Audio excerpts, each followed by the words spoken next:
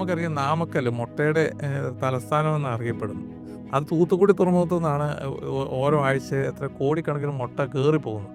ഇത് ആ തമ്പിന്റെ താരിഫ് വാർ ആരംഭിച്ചപ്പോൾ തൊട്ട് അത് പെൻഡിങ്ങാണ്. ഈ ഓവർ ഉൽപാദനം വന്ന സമയത്ത് ഒരു ഷിപ്മെന്റ് പോലും യൂറോപ്പിലേക്ക് എടുക്കാൻ പറ്റാതെ വന്നു. അങ്ങനെ അവിടെ ഒരു വലിയ വിപ്ലവം തന്നെ ഉണ്ടായി. കാരണം ഈ വാഴപ്പഴം ഒക്കെ ആൾക്കാർ റോട്ടിൽ കൊണ്ടുവന്ന് വെട്ടി എരിഞ്ഞ് അവിടെ വെച്ചിട്ട് സമരങ്ങൾ വരെ കൊളംബിയൻ തെരുവീഥികളിൽ സംഭവിച്ചു. ഓ കാരണം ഇത് വിറ്റഴിക്കാൻ പറ്റുന്നില്ലല്ലോ. സ്വീഡിഷ് മാധ്യമങ്ങളിൽ ഒരു കർഷകൻ എഴുതിയിട്ടുണ്ട്, ഞങ്ങളുടെ കൈകളിൽ നിന്ന് ഈ ആപ്പിളിന്റെ മണമാണ്, ഇതിനെ കൊണ്ടുപോയി നശിപ്പിച്ച് കളയുമ്പോൾ പട്ടിണിയുള്ള ആപ്പിളിന്റെ മണമാണ് കൈകൾക്കെന്നാണ്.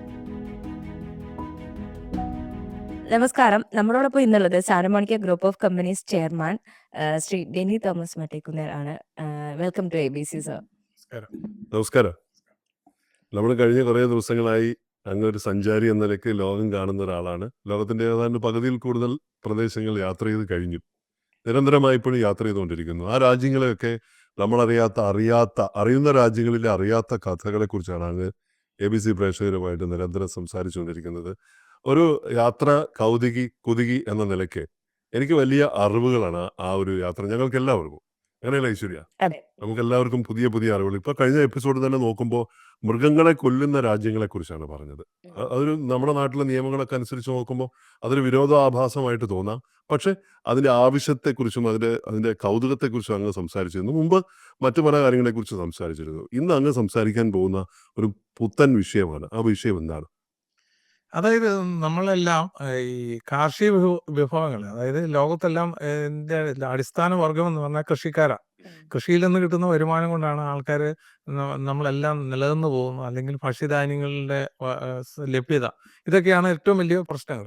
പക്ഷെ ലോകത്ത് ഒരുപാട് കാലഘട്ടങ്ങളിൽ ഈ നമ്മളൊക്കെ ചെറുപ്പ കാലഘട്ടങ്ങളിലുള്ള പഴയ തലമുറയിലുള്ളവർക്കറിയാം, അമേരിക്കയിൽ നിന്ന് അമേരിക്കൻ മാവൊക്കെ വന്ന കഥ അറിയാം. 1930 ഗ്രേറ്റ് ഡിപ്രഷൻ ലോകത്തെ മുഴുവനും വലിയ ഒരു പ്രതിസന്ധിയിലാക്കി. നമ്മളൊക്കെ സ്കൂളിൽ പഠിക്കുന്ന കാലത്ത് അമേരിക്കൻ മാവിന് വേണ്ടി കാത്തു കാത്തുനിന്ന അല്ലേ? ആ ഒരു കാലഘട്ടത്തേക്ക് ഓർമ്മിപ്പിക്കുന്നത് വെച്ചാൽ അമേരിക്കയിലെ മെക്കനൈസ്ഡ് അഗ്രികൾച്ചർ റവല്യൂഷൻ വന്നു. ആ.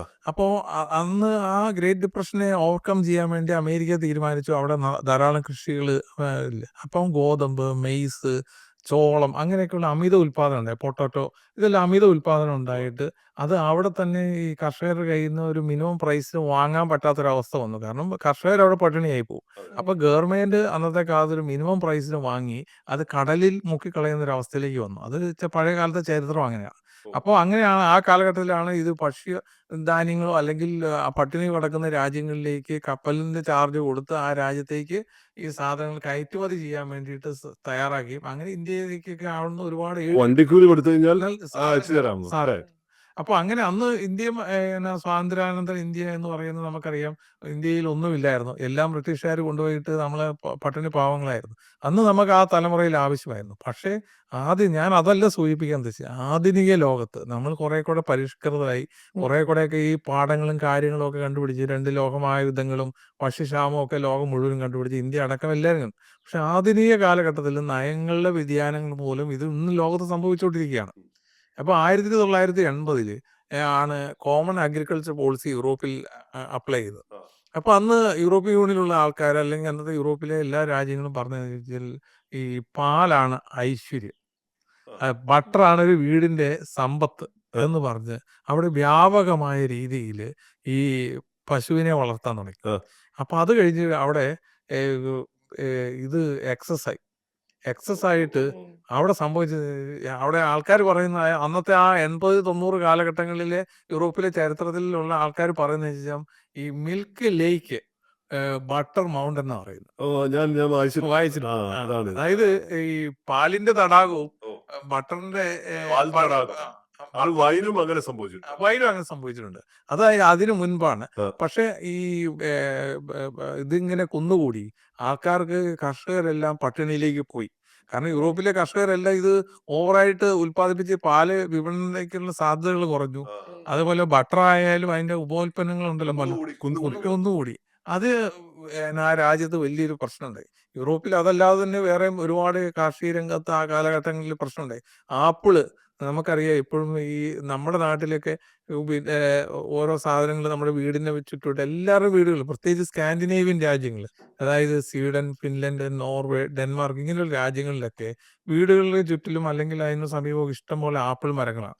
അപ്പൊ അവിടെയുള്ള ആൾക്കാർ ഇപ്പൊ നമ്മുടെ മലയാളികൾ പോലും അവിടെ പോയി വീട് എടുത്തിട്ട് പറയുന്നത് ഈ വിന്ററൊക്കെ ആകുമ്പോഴത്തേക്ക് ഈ ആപ്പിള് അടിച്ചു വാരി ഒഴിവാക്കണം, കാരണം ഈ അതുപോലെ പഴുത്ത് വീഴുകയാണ് ചെയ്യുന്നത്. അതെ. അപ്പോ ഈ നോർവേയിൽ ഇതേപോലെ ആപ്പിളിന് ഒരു കാലഘട്ടത്തിൽ വലിയ പ്രൊഡക്ഷൻ ഉണ്ടായി. അത് 80-ന് ശേഷമാണ് പ്രൊഡക്ഷൻ ഉണ്ടായിട്ട് അവിടുത്തെ പ്രശ്നം എന്ന് പറഞ്ഞാൽ ആപ്പിള് നിറഞ്ഞു. ആപ്പിള് നിറഞ്ഞിട്ട് പല ഈ അതിൻ്റെ ഇടയ്ക്ക് ചെറിയ കൊടുങ്കാറ്റുകൾ അങ്ങനെയൊക്കെ വരുമ്പം ഈ ആപ്പിൾ മരത്തിൽ നിന്ന് ഒരുപാട് ആപ്പിളുകൾ പൊഴിഞ്ഞ് വീട് റോഡൊക്കെ ബ്ലോക്കായി. അങ്ങനെ സംഭവങ്ങളുണ്ട്. അതായത് റോഡ് പലയിടത്തും ഇങ്ങനെ എഴുതി വെച്ചു പത്രങ്ങളിലൊക്കെ അന്നത്തെ വാർത്ത, road closed due to the apple rain.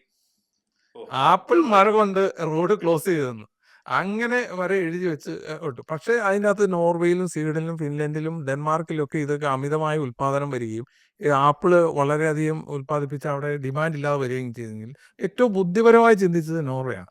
നോർവേക്ക് ഇത് മനസ്സിലായി, ഇതിങ്ങനെ നമ്മൾ വേസ്റ്റായി പോയി, ആൾക്കാർ വേസ്റ്റായി പോയത് കൊണ്ട് കാര്യമൊന്നുമില്ല. അപ്പൊ അത് അവര് വൈൻ ഉണ്ടാക്കി, ആപ്പിളിൽ നിന്ന് വൈൻ ഉണ്ടാക്കി. അത് ലോക വിപണിയിൽ അവർ ഇൻട്രൊഡ്യൂസ് ചെയ്ത് ഒരു പുതിയ പ്രോഡക്റ്റ്. പ്രൊഡക്റ്റ് ആയിട്ട് കൊണ്ടുവന്നു. അതിന് നല്ല ഡിമാൻഡും വന്നു. അപ്പൊ ആ നോർവേക്കാർ മാത്രമാണ് അതിനെ അതിജീവിച്ചത്. കാരണം അന്നത്തെ കാലഘട്ടത്തിൽ സ്വീഡിഷ് മാധ്യമങ്ങളിൽ ഒരു കർഷകൻ എഴുതിയതുണ്ട്, ഞങ്ങളുടെ കൈകളിൽ നിന്ന് ഈ ആപ്പിളിന്റെ മണമാണ് ഇതിനെ കൊണ്ടുപോയി നശിപ്പിച്ച് കളയുമ്പോൾ പട്ടിണിയുള്ള ആപ്പിളിന്റെ മണമാണ് കൈകൾക്കെന്നാ പറഞ്ഞു. അതായത് ഇവർക്ക് കടകളിൽ പോയി സാധനം വാങ്ങാനുള്ള പൈസയില്ല. അപ്പൊ അവരെ സംബന്ധിച്ച് അവരുടെ കൃഷിയെല്ലാം നഷ്ടത്തിലായിപ്പോയി. ഇത് എല്ലാ കാലഘട്ടത്തിലും ഇങ്ങനെ നടന്നിട്ടുണ്ട്. അപ്പൊ 1976 ഫ്രാൻസില് ഓവറായിട്ട് വൈൻ പ്രൊഡക്ഷൻ ഉണ്ടാക്കി. ഇതേപോലെ നമുക്കറിയാം ഏറ്റവും കൂടുതൽ വൈൻ, ഏറ്റവും കൂടുതൽ ഡിമാൻഡുള്ള, ഏറ്റവും കൂടുതൽ പേര് കേട്ടോ ഫ്രഞ്ച് വൈൻ. അപ്പൊ അവിടെ അത് ഓവർ പ്രൊഡക്ഷൻ ആയിട്ട് അത് അവിടെ ഒഴുക്കിക്കളയേണ്ട അവസ്ഥ വന്നു. കാരണം അതിന് മാർക്കറ്റ് ഇല്ലാത്തൊരു അവസ്ഥ 1976 വന്നിട്ടുള്ളൂ. ഇത് അമേരിക്കയിൽ ഇതുപോലെ പല ഓവറായിട്ട് അതിന് ശേഷം ഈ അമേരിക്ക ഒരു പാഠം പഠിച്ചു. കാരണം അവർക്ക് ഓരോ കാലഘട്ടങ്ങളിൽ അതനുസരിച്ച് മാറ്റങ്ങൾ വരുത്തിയിരുന്നു. പ്രത്യേകിച്ച് ഈ ഗ്രേറ്റ് ഡിപ്രഷൻ കാലഘട്ടത്തിന് ശേഷം അവര് ഞാൻ പറഞ്ഞല്ലോ, അവര് ഒരു കാർഷിക വിപ്ലവം ഉണ്ടായി. അതിൽ നിന്ന് പാഠങ്ങൾ പഠിച്ച് അവർ പിന്നെ ഇൻഡസ്ട്രിയൽ വിപ്ലവത്തിലേക്ക് മാറി. അങ്ങനെ ഓരോ കാലഘട്ടം അനുസരിച്ച് മാറ്റങ്ങൾ വരുത്തി. ഇത് തന്നെ ഈ പുതിയ പാഠങ്ങൾ എന്ന് പറയുന്നത് ചൈനയിലും ഇത് 2000-ന് ശേഷം ഇതുപോലെ സംഭവിച്ചു. ചൈനയിൽ സംഭവിച്ചത് എന്താണെന്ന് ചോദിച്ചു കഴിഞ്ഞാൽ അവിടെ ഇതേപോലെ ഗോതമ്പിന്റെയും ചോളത്തിന്റെയും മെയ്സിന്റെ ഉത്പാദനം വളരെയധികം വർദ്ധിച്ചു. ചൈനീസ് ഗവൺമെന്റിന് ഇത് വലിയ ബാധ്യതയായി മാറി. കാരണം കർഷകർക്ക് ഒരു മിനിമം പ്രൈസിനെങ്കിലും വാങ്ങേണ്ട ഒരു അവസ്ഥയിലേക്ക് വന്നു.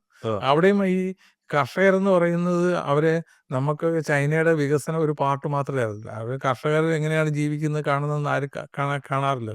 അപ്പൊ അവിടെ കർഷകർക്ക് അത് വലിയ ബുദ്ധിമുട്ടിലേക്ക് വന്നു. അവർ കർഷകർ പട്ടിണിയിലേക്ക് പോയി. അപ്പം ഗവൺമെന്റ് ഒരു മിനിമം പ്രൈസ് ഇട്ട് ഇത് വാങ്ങുന്നുണ്ടെങ്കിൽ താങ്ങുവിലയ്ക്ക് വാങ്ങുക എന്ന് പറയുന്നത് കേരളത്തിൽ നമ്മളൊക്കെ ഇഷ്ടംപോലെ കേട്ടിട്ടുണ്ട്. നമ്മളിവിടെ താങ്ങുവിലയുണ്ട്. പണ്ട് കാലത്ത് ഓർത്ത് കശുവണ്ടി താങ്ങുവില. അപ്പൊ കൊപ്രായ്ക്ക് താങ്ങുവില വന്നിട്ടുണ്ട്.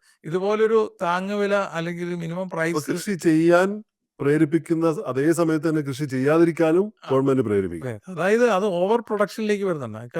ആ കാലഘട്ടത്തിൽ ഒരു 2000-2010 കാലഘട്ടങ്ങളിൽ ഒരു 10 വർഷക്കാലോളം ചൈനയെ സംബന്ധിച്ച് ഏറ്റവും വലിയ പ്രശ്നം അതായിരുന്നു. അവിടെ ഗോതമ്പിന്റെയും മറ്റു ഉൽപ്പന്നങ്ങളുടെയും അമിതമായ ഉൽപാദനം.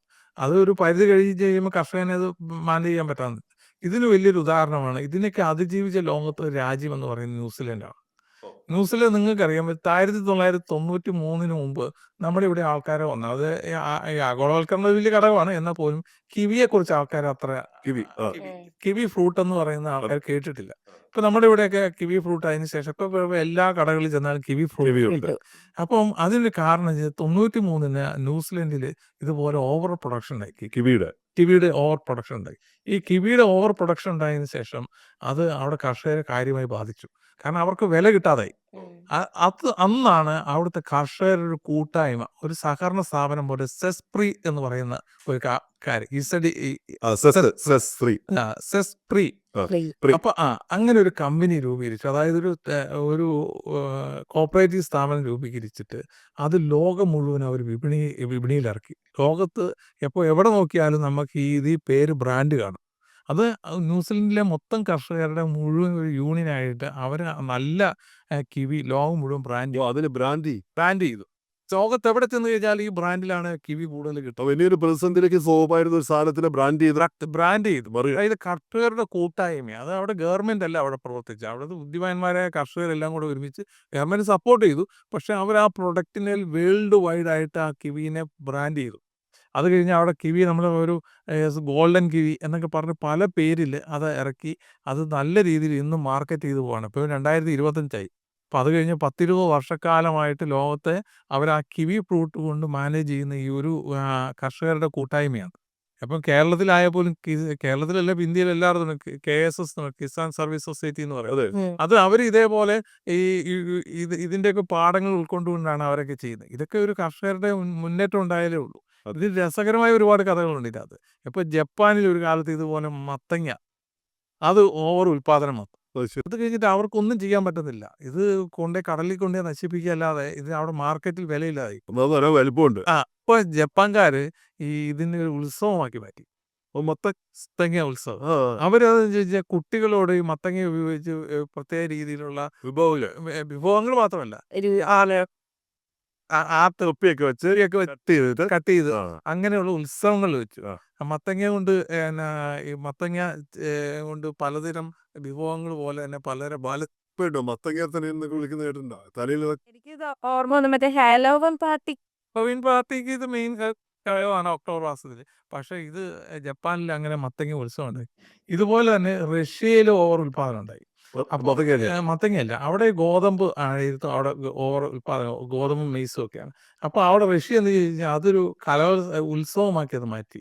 അതുകൊണ്ട് ഈ ഗോതമ്പ് ചാക്കിൽ കെട്ടിയിട്ട് ഓട്ടം, അതായത് ഇത് വെയിറ്റ് എടുത്തിട്ട് ഓടുക, അതുകൊണ്ട് മത്സരങ്ങൾ സംഘടിപ്പിക്കുക, ഇങ്ങനെയുള്ള കാര്യങ്ങളൊക്കെ ഉള്ള രീതിയിലേക്ക് റഷ്യയും ഇതൊരു കാലഘട്ടത്തിൽ ആ രീതിയിലേക്ക് ചിന്തിച്ചു. കാരണം അവിടെ വന്ന് എക്സസ് ആയിട്ട് ഉപയോഗിക്കുന്ന സാധനം അവർക്ക് കൊണ്ട് ഒന്നെങ്കിലും അതുകൊണ്ട് കുഴിച്ചു മൂടുക, അല്ലെ കടലിൽ തള്ളുക എന്നുള്ളതാണ്. അപ്പോൾ അതുപോലെ തന്നെയാണ് ഈ ഓസ്ട്രേലിയ സംഭവിച്ചതെന്ന് ചോദിച്ചാൽ, ഓസ്ട്രേലിയ ക്യാരറ്റിന്റെ 90-കൾക്ക് ശേഷം 1990-ന് ശേഷമാണ് ക്യാരറ്റിന്റെ അമിതമായ ഉൽപാദനം ഓസ്ട്രേലിയ വന്നു.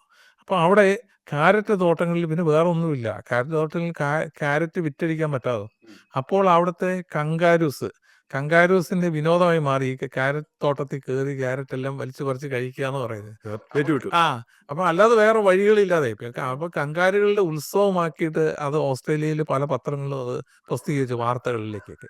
അപ്പൊ ലോകത്തെ എല്ലാ സ്ഥലങ്ങളിലും ഇങ്ങനെ ഉൽപാദനം. ഇപ്പോൾ ഈ ഡെൻമാർക്കിലാണെങ്കിൽ ഒരു കാലത്ത് ഈ ഓവറായിട്ട് പന്നികളെ വളർത്തി അത് അവിടെ ഡിമാൻഡ് ഇല്ലാതായി പോയി. കാരണം ഒരുപാട് ഉൽപാദനം ഏത് രാജ്യത്ത് വന്നാലും ഇതെല്ലാം സംഭവിക്കുന്നതാണ്. ഒരു തരത്തിലല്ല വേറൊരു തരത്തിൽ അത് ബാധിക്കുന്നുണ്ട്. അപ്പോൾ അതിനെ ഇതേപോലെ നശിപ്പിച്ച് കളയേണ്ട ഒരു അവസ്ഥയിലേക്ക് ഡെൻമാർക്കിൽ സംഭവിച്ചു. അപ്പോൾ അത് ഇതുപോലെ ബ്രസീലിൽ നമുക്കറിയാം ഈ ശൈത്യം അല്ലെങ്കിൽ അത്യുഷ്ണം ഇതൊക്കെയാണ് കർഷകരെ സംബന്ധിച്ച് നഷ്ടങ്ങളിലേക്ക് വരുന്നത്. പക്ഷെ ഈ കാലാവസ്ഥ പാകമായി വന്നു കഴിഞ്ഞാൽ എല്ലാ പ്രകൃതിയും അനുകൂല സാഹചര്യങ്ങൾ വന്നു കഴിഞ്ഞാൽ ഇതൊക്കെ ഓവർ ബ്രസീലിലെ ഓറഞ്ചുകൾ വളരെ പ്രശസ്തമാണ്. അപ്പോൾ ഓറഞ്ച് തോട്ടങ്ങളിൽ നമുക്കറിയാം, ബ്രസീലിലെ ഓറഞ്ച് തോട്ടങ്ങളിൽ ഈ സൂര്യപ്രകാശം അടിക്കുമ്പം സ്വർണം തിളങ്ങുന്ന പോലെ തോന്നും. അപ്പൊ അത്രയും നിറഞ്ഞ് അത്ര ഭംഗിയുള്ളതാണ്. അപ്പൊ അങ്ങനെ ബ്രസീലിയൻ ഓറഞ്ച് തോട്ടങ്ങൾ ഇങ്ങനെ നല്ല സമൃദ്ധമായി വളർന്ന ഒരു കാലഘട്ടം, അതും 90-ന് ശേഷമാണ്. അവിടെ ഇതേപോലെ തന്നെ പ്രശ്നങ്ങളുണ്ടായി. അവിടുത്തെ ആൾക്കാർ പട്ടിണിയിലായി. കാരണം ഓറഞ്ചിന്റെ ബൈ പ്രൊഡക്റ്റ് ആയിട്ട് ഓറഞ്ച് ജ്യൂസും ഒക്കെ ഉള്ളൂ, അല്ലെങ്കിൽ അതിന്റെ നെക്ടാർ ഇങ്ങനെയൊക്കെ എടുക്കാവുന്ന വഴിയുള്ളൂ. പക്ഷെ ഇത് ഓവർ ഉൽപാദനം വന്ന് ലോകത്ത് ഡിമാൻഡ് ഇല്ലാതായി പോയി. ഇതുപോലെ തന്നെയാണ് കൊളംബിയക്ക് സംഭവിച്ചു. കൊളംബിയ, കോസ്റ്ററിക്ക, എക്വഡോർ എന്ന് പറഞ്ഞ രാജ്യങ്ങളിൽ ഇതേപോലെ തന്നെ സംഭവിച്ചു. അവിടെ സംഭവിച്ചത് ഈ ഇതേപോലെയുള്ള ഈ ഭക്ഷ്യധാന്യങ്ങള് ബനാനയാണ് അവിടെ. വാഴപ്പഴത്തിന്റെ നാളാണ് ബനാന റിപ്പബ്ലിക് എന്നൊക്കെ. അത് മുഴുവൻ യൂറോപ്പിലേക്കായിരുന്നു കൊളംബിയയുടെ നേതൃത്വത്തിൽ കോസ്റ്ററിക്ക, എക്വഡോറും കൂടി കയറ്റി അയച്ചത്. അപ്പൊ അത് വളരെ ലാഭകരമായി പോയ സമയത്താണ് ഇതിന് ഓവർ ഉൽപാദനം വന്നത്. ഈ ഓവർ ഉൽപാദനം വന്ന സമയത്ത് ഇത് ഒരു ഷിപ്മെന്റ് പോലും യൂറോപ്പിലേക്ക് എടുക്കാൻ പറ്റാതെ. അങ്ങനെ അവിടെ ഒരു വലിയ വിപ്ലവം തന്നെ ഉണ്ടായി. കാരണം ഈ വാഴപ്പഴം ഒക്കെ ആൾക്കാർ റോട്ടിൽ കൊണ്ടുവന്ന് വെട്ടി എരിഞ്ഞ് അവിടെ വെച്ചിട്ട് സമരങ്ങൾ വരെ കൊളംബിയൻ തെരുവീതികളിൽ സംഭവിച്ചു. കാരണം ഇത് വിറ്റഴിക്കാൻ പറ്റുന്നില്ലല്ലോ. ഇതിന്റെ ദുർഗന്ധം എന്ന് പറയുന്നത് ഇതിപ്പോ എന്ത് സാധനമായാലും അവർക്ക് ഒരു വാഴപ്പഴം അതെ. പഴുത്ത് കഴിയുമ്പോൾ അതിന് നല്ല മണമുണ്ട്. ആ മണത്തിന് വരെ ദുർഗന്ധമാകുമ്പോൾ ആലോചിച്ചു രാജ്യം മുഴുവൻ മണക്കുന്നു. അപ്പൊ അവിടെ കൊളംബിയയിൽ ഇത് തന്നെ സംഭവിച്ചു. അപ്പൊ കൊളംബിയയിൽ ഇക്കഡോറിലും കോസ്റ്ററിക്കയിൽ ഇത് തന്നെ സംഭവിച്ചു. ഓറഞ്ച് ബ്രസീലിൽ എങ്ങനെ സംഭവിച്ചു അതേ കാലഘട്ടത്തിൽ തന്നെ ഇതേ ഈ ബനാനയും അതേപോലെ സംഭവിച്ചു. അന്ന് മെക്സിക്കോയിൽ എപ്പോ അതിൽ നിന്നൊക്കെ മാറ്റം വന്നു. മെക്സിക്കോയിൽ അന്ന് മാങ്ങകളാണ് ഓവറായിട്ട് ഉൽപ്പാദിക്കപ്പെട്ട് അതിന് ഡിമാൻഡ് ഇല്ലാവുന്നു. മാങ്ങകൾ കുഴിച്ചു മൂടുന്ന ഒരു അവസ്ഥ ഉണ്ടായി. എപ്പം മെക്സിക്കോ അതിൽ നിന്നൊക്കെ ഒരുപാട് മാറ്റം വന്നു. എപ്പം മെക്സിക്കോയിൽ ഏറ്റവും കൂടുതൽ ഉൽപ്പാദിപ്പിക്കുന്ന ഒരു അവരുടെ വരുമാനത്തിന് വലിയൊരു പാർട്ട് അവക്കാഡോയാണ്. അവക്കാഡോയിലേക്ക് അവർ മാറി. അതനുസരിച്ച് സൂക്ഷിക്കാൻ കോൾഡ് സ്റ്റോറേജ് സൂക്ഷിക്കാനുള്ള സംവിധാനം സംവിധാനങ്ങളുണ്ട്. എപ്പൊ കുറെയൊക്കെ മാറ്റങ്ങൾ ഇന്ത്യയിലെ ഈ ഹണിയുടെ ഉൽപാദനം ഹണിയുടെ ഞാൻ ആ മേഖലയിൽ പ്രവർത്തിക്കുന്ന ഒരാളായതുകൊണ്ട് ഹണിയുടെ ഉൽപാദനത്തെ കുറിച്ച് പറയുമ്പോൾ നമുക്ക് ഹണി മുഴുവൻ ഡ്യൂപ്ലിക്കേറ്റ് ആണെന്ന് പറയുന്നില്ല. ഇന്ത്യയിലെ കണക്കനുസരിച്ച് എക്സസ് ആണ് ഹണിയുടെ ഉൽപാദനം. ആവശ്യമുള്ളതിനേക്കാൾ കൂടുതൽ ഉൽപ്പാദിപ്പിക്കുന്നുണ്ട് ഇവിടെ. അപ്പൊ അത് എന്ത് ചെയ്യുന്നത് നമുക്ക് അറിഞ്ഞുകൂടാ. അപ്പൊ അത് തേനിനൊക്കെ ലോകം മുഴുവൻ ഡിമാൻഡ് ഉള്ളതും അത് സൂക്ഷിക്കാനുള്ള സംവിധാനങ്ങളുണ്ട്. തക്കാളി ഉള്ളി ഇതേപോലെ ഓവർ പ്രൊഡക്ഷൻ ഇന്ത്യയിൽ ഉണ്ടായിട്ട് ഇന്ത്യയിൽ ഇവിടെ സമരങ്ങൾ ഉണ്ടായിട്ടുണ്ട്. അതെന്തായിരുന്നു? അത് വിലക്കുറവ് ₹1 നമുക്ക് അറിയാം. തമിഴ്നാട്ടിലൊക്കെ 20 പൈസ 30 പൈസക്കൊക്കെ തക്കാളി വിൽക്കേണ്ട ഒരു അവസ്ഥയിലേക്ക് വന്നു. അത് ഇന്ത്യയിൽ മൊത്തം അത് ബാധിച്ചു. തക്കാളിക്ക് വിലയില്ലാതെ പത്രങ്ങളിലൊക്കെ വാർത്തകൾ വന്നു. പക്ഷെ അതൊക്കെ ഞാൻ പറയുന്നത് ഇന്നത്തെ കാലഘട്ടങ്ങളിൽ ഈ ലോകം ഇത് പഠിക്കണം. കാരണം ഇന്ന് ലോകത്ത് ഒരുപാട് ആൾക്കാർ പട്ടിണിയിൽ മരിക്കുന്ന സ്ഥലങ്ങളാണ്. ഭക്ഷ്യധാന്യങ്ങൾ കിട്ടാതെ. പ്രത്യേകിച്ച് ആഫ്രിക്കൻ കൺട്രികളിലൊക്കെ ധാരാളം ആൾക്കാരുണ്ട് പട്ടിണി കോലങ്ങളായിട്ട് ജീവിക്കുന്നു. അപ്പൊ അങ്ങനെയുള്ള സ്ഥലങ്ങളിലേക്ക് ഇത് ഒന്നെങ്കിൽ എക്സ്പോർട്ട് ചെയ്യണം, ഇല്ലെങ്കിൽ ഇവിടെയുള്ള ഇത് ബാലൻസ് ചെയ്യാനുള്ള സംവിധാനങ്ങളിലേക്ക് ഗവൺമെന്റ് ചിന്തിച്ചതുകൊണ്ട് മാത്രം കാര്യമില്ല. സഹകരണ സംഘങ്ങൾ ലോകത്ത് രൂപപ്പെടണം. ഞാനിപ്പം കിസാൻ സർവീസ് സൊസൈറ്റിയെ കുറിച്ചു അതുപോലെ സഹകരണ സംഘങ്ങൾ രൂപപ്പെട്ട് സമൂഹത്തിന് വലിയ ഉപകാരപ്രദമായ രീതിയിലേക്ക് ഇത് കാര്യങ്ങൾ മാറ്റിയെടുക്കാം. ഇല്ലെങ്കിൽ ലോകത്ത് ഒരു സ്ഥലത്ത് കൃഷി ചെയ്ത് ആൾക്കാർ പട്ടിണിയാകുകയാണ്. ബാക്കിയുള്ളത് ഈ കൃഷി ഇല്ലാത്തത് കൊണ്ട് ആൾക്കാർ അതൊരു വലിയ വിരോധാഭാസമാണ്. കാരണം ഒരിടത്ത് അമിതമായി ഉൽപ്പാദിപ്പിക്കപ്പെടുന്നു, അതുകൊണ്ട് വിറ്റഴിക്കാൻ പറ്റാത്തത് കൊണ്ട് അവൾ പട്ടിണിയിൽ നശിപ്പിച്ച് അവർ പട്ടിണിയിലായി പോകും. ബാക്കിയുള്ളിടത്ത് ഇത് കാലാവസ്ഥ വ്യതിയാനമോ അല്ലെങ്കിൽ അമിതമായ മറ്റ് രാഷ്ട്രീയ സാഹചര്യങ്ങളോ കൊണ്ട് അവിടെ ആ മനുഷ്യർ പട്ടിണിയിലായി പോകും. അവർക്ക് ഭക്ഷ്യധാന്യങ്ങൾ കിട്ടാനില്ല. അപ്പോൾ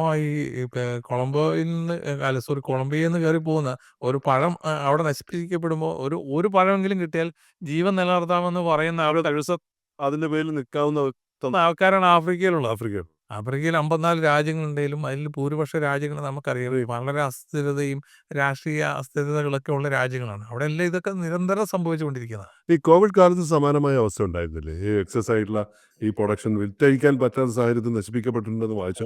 കോവിഡ് കാലത്ത് ഇത് മാത്രമല്ല, എല്ലാ പ്രൊഡക്ട്സിനും ഇത് സംഭവിച്ചിട്ടുണ്ട്. ഏറ്റവും കൂടുതൽ എന്ന് പറഞ്ഞു കഴിഞ്ഞാൽ ഈ മീറ്റ് ഇൻഡസ്ട്രിയാണ് ഏറ്റവും കൂടുതൽ ബാധിച്ചത്. കാരണം അത് ഒരു പരിധി കഴിഞ്ഞ് വിപണനം, കാരണം മീറ്റ് എല്ലായിടത്തും എക്സ്പോർട്ട് ചെയ്യണം. അതിന് എക്സ്പോർട്ട് ചെയ്യാൻ പറ്റാതെ വന്നു. അതിന്റെ ലെതറും അതിന്റെ വലിയ പ്രൊഡക്റ്റാണ്. ലെതർ ഒരു ടൈം കഴിഞ്ഞ് കഴിഞ്ഞാൽ അതെല്ലാം നമുക്കത് ഉപയോഗിക്കാൻ പറ്റുന്നില്ല. ലോക്ക്ഡൌണിൽ കിടക്കാണല്ലോ. അപ്പോൾ അതുകൊണ്ട് കോടാനുകോടി രൂപയുടെ നഷ്ടമാണ് ആ ഇൻഡസ്ട്രിയിൽ വന്നത്. പ്രത്യേകിച്ച് മീറ്റ് ഇൻഡസ്ട്രിയിലും ഇതെല്ലാം. പിന്നെ ഈ ഫ്രോസൺ ഇൻഡസ്ട്രി, ഫിഷ് ആയാലും എല്ലാത്തിനും അത് ബാധിച്ചു.